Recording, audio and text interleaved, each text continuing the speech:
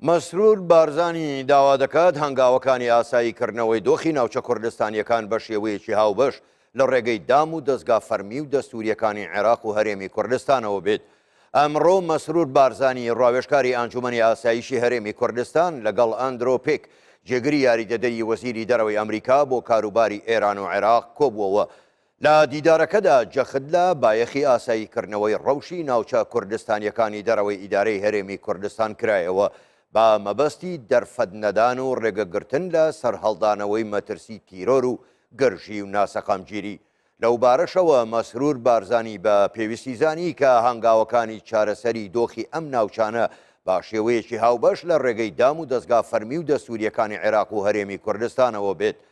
لە لای خۆیەوە ندرۆ پێگەی هەرێمی کوردستانی لە سەقامگیری ناوچەکەدا بە گرنگ وەسف کرد و دووپاتی لە پەرەپێدانی پەیوەندیەکان و کاری هاوبەش لە نێوان هەردوولا کردەوە. هەروەها مەسرور بارزانی بەرەو پێشچوونی پەیوەندی نێوان بەغدا و هەولێری با قۆناغێکی ئەرێنی وەسف کرد و هیوای خواست کە ئەمریکا و دۆستانی عێراق ڕۆڵێکی کاراتر و فراوانتر ببینن لە پێناو چارەسەری گشت کێشە هەڵواسراوەکان.